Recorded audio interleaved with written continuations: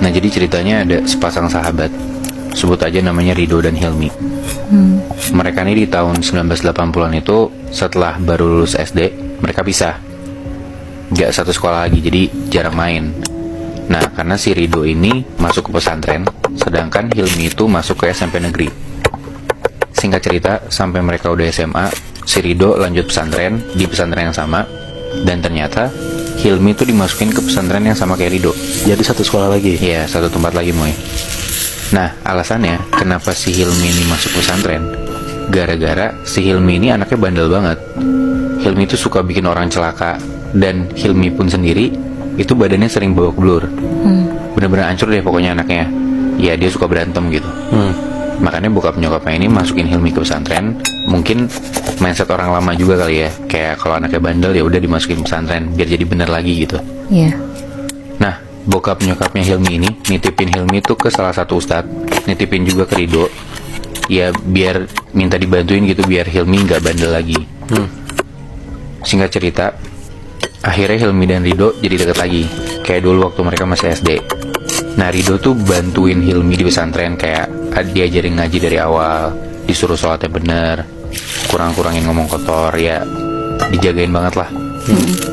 Dan hebatnya Hilmi ini jadi anak yang gak suka ngomong kotor, sholatnya juga jadi rajin, ngajinya juga lancar banget. Dan itu hanya dalam waktu 1 bulan.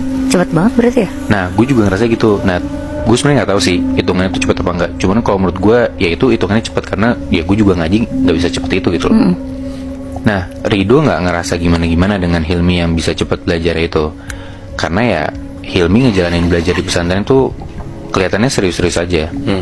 Dan bisa dibilang Rido selalu ngabisin waktu sama Hilmi, kecuali di malam hari, karena hampir tiap malam si Hilmi itu pergi keluar pesantren karena dia ngikut satu perguruan silat. Nah jadi peraturan di pesantren ini tuh emang ada jam bebasnya gitu Muy. Nah mereka boleh keluar dari area pesantren setelah jam 9 malam, dan nanti harus balik lagi sebelum jam 1 pagi. Nah gue gak tahu ini peraturan di pesantren itu doang atau zaman dulu semua pesantren itu kayak gini. Karena ya setahu kita kan kalau pesantren sekarang 24 jam mereka harus di dalam area itu kan. Iya benar. Ya. Tapi ya intinya setiap malam itu mereka dikasih waktu kosong buat keluar-keluar tuh gak apa-apa. Nah 1-2 bulan tuh aman-aman aja, sampai di bulan ketiga Rido ini mulai ngeliat gelagat si Hilmi tuh aneh. Kenapa? Jadi kalau di pesantren ini tuh makannya kayak di satu piring gede berlima gitu, kebayang gak sih lo? Jadi kayak nasinya banyak, terus ada lauknya di tengah-tengahnya gitu. Nah pas makan bareng ini si Hilmi tuh cuma makan nasi putihnya doang. Kayak kalau misalnya ada lauk itu tuh nggak dimakan. Terus kalau nasi kena kuah dikit juga nggak dimakan sama dia. Jadi benar-benar pure nasi putih aja.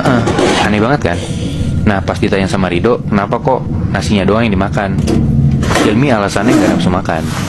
Nah tapi kejadian untuk dia cuma makan nasi doang tuh nggak cuma sekali 2 kali Moy. Nah tiap hari pas makan bareng Hilmi ini cuma makan nasi putih doang. Dan hal ini tuh dilihat juga sama ustadznya, ustadz yang dititipin gitu loh sama orang tuanya tadi yang gue bilang. Nah karena Rido deket sama Hilmi, Rido dipanggil lah sama si ustadz ini. Sebutlah nama ustadznya Ustadz Dadang gitu ya. Sekalian semacam laporan perkembangan gitu, kayak si Hilmi ini gimana perkembangannya, ngajinya segala macam. Udah mereka ngobrol, dikasih tahu lah sama si Rido, emang gelagatnya si Hilmi ini emang rada-rada aneh, kayak makan nasi putih doang itu. Nah terus si Rido juga bilang kalau Hilmi itu hampir tiap malam dia pergi ke satu perguruan silat. Nah si Rido itu bilang kalau Hilmi itu ikut perguruan silat di tempatnya Ki Januwiryo, sebut aja namanya gitu ya. Nah ngedengar kayak gitu sih Pak Ustadznya kaget. Pak Ustadznya bilang, wah dia itu terkenal silat yang pakai ilmu hitam, kata Ustadznya gitu. Rido kaget dong. Iya berarti sahabatnya belajar ilmu hitam gitu kan. Di situ Ustadznya bilang, ya udah kamu tolong ikutin dia aja, dia pergi kemana kalau malam. Akhirnya hampir tiap malam kalau Hilmi keluar dari pesantren, Rido ngikutin tuh, ngebuntutin dari jauh.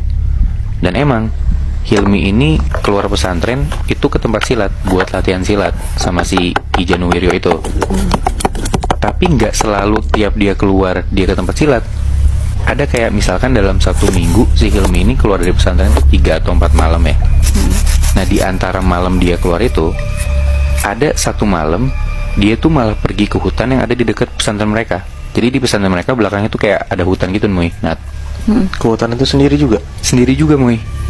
Nah, pas si Hilmi ini diikutin sama Rido buat ke dalam hutan, si Rido ini ngeliat dari jauh Hilmi tuh masuk ke hutan. Terus dia kayak berhenti di satu spot, kayak ada pohon-pohon gitu. Terus Hilmi duduk sila. Habis itu Hilmi ngomong sendiri. Hah? Nah, besokannya hal ini dilaporin dong sama Rido ke Pak Ustadznya gitu kan. Setelah dengar kayak gitu, si Pak Ustadz ini kayak ngasih sebuah bacaan gitu ke Rido. Kayak, ini ada bacaan,